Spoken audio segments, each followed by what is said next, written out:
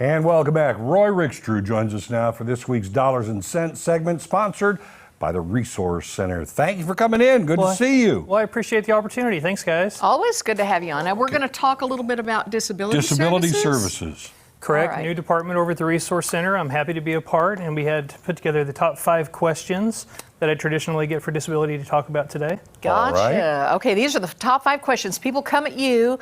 Fortunately, you have him and he's got the answers. Okay, where do we start here? Do I need to pick a condition to file for? Well, true. It's a common misconception that you have to pick one primary condition or you have to go with one condition to try to file for Social Security disability.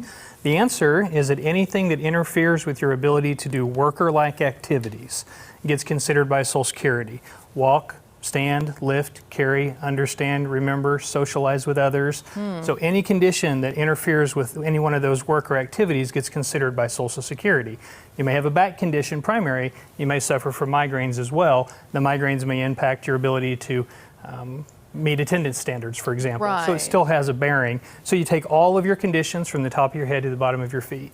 Right, So- and that's the criteria that they use to determine? That's correct. They determine if it's a severe impairment, whether it interferes or interrupts your ability to handle one of those worker activities, those core worker activities. Kind of a percentage rating, how much?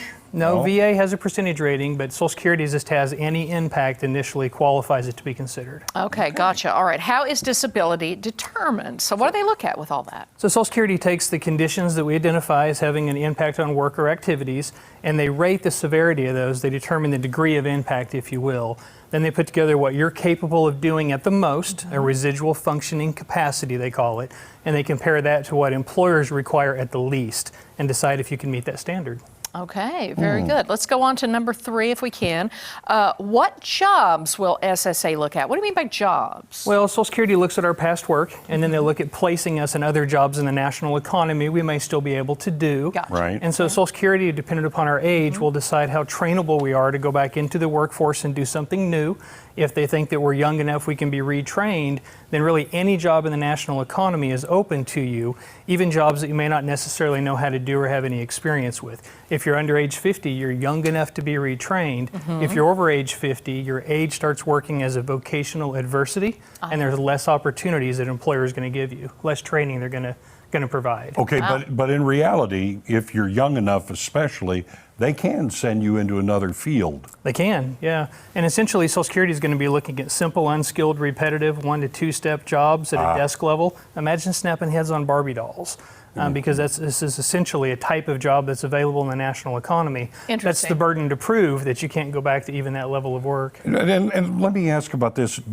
Do medical people make these kind of decisions when it comes to the SSA? Yeah, that's correct. Initially, the disability determinations employs a number of physicians that review medical records and make the decision. If you advance into a courtroom setting in front of an administrative law judge, they're kind of a one person does everything type of a professional, and they'll evaluate the medical records, the applicable law, and then they balance the two and make a decision for you. Okay, and we've kind of covered this. Can they send me back to something I don't know how to do? They can. Yeah, we're young enough to be retrained. Okay. So, opportunities are abundant for people who are younger, only limited by their health. And I guess they could send you back to what you've done before, maybe just in a different role? They could, and there's some jobs that you gather some job skills that allow you to transition. So for example, if you were a roofing crew supervisor, you may be able to bid jobs, something that's significantly easier, but utilizes that same skill set. But utilizes skill set, okay.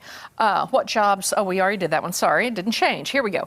What if I disagree with their decision? Oh, I'll bet that never happens. Yeah, so there's a couple layers of appeal, and it's real important that you enact those layers of appeal. As you progress through the system, there's actually a greater rule book, and there's more arguments that can be made. When you get in front of an administrative law judge, they'll consider things like absenteeism, the need to elevate your feet, the need for extra breaks, percentage of time off task, a lot of those type of very real arguments that don't get much traction in the initial phases. So as you appeal, you get in front of a more comprehensive review and a more qualified decision maker a lot of times. Yeah, this is all sounding like it's a good idea to have an expert in your corner before you start getting in this arena. Yeah, there are thousands and thousands of pages of regulations that oversee the Social Security process, and you can't replace experience. Having done this for 19 years, I've got a pretty good read on what Social Security is looking for and how the process works, and we can kind of help with some of those missteps. Well, prevent there them. you go. Folks yeah. can find you at the Resource Center. of That's course. correct, the 417-882-1800. We're doing Disability Process 101 conferences every Thursday at 2:30 and the first and third Thursday at 6 p.m. to catch folks who may want to come in the evening or bring family with them who's working. It's an hour seminar on kind of how to file, what programs are available, and how to avoid some of these missteps that derail claims. Good stuff. Well, don't go it alone. This guy right here, Roy Rickster, is the one that can help you at the Resource Center. Good to Thanks see for you. coming in, Good to Roy. see you. Thank you so much, guys. All right, up next, the Community Blood Center of the Ozarks is here with another win-win proposition for you. We'll be right back with that right after this.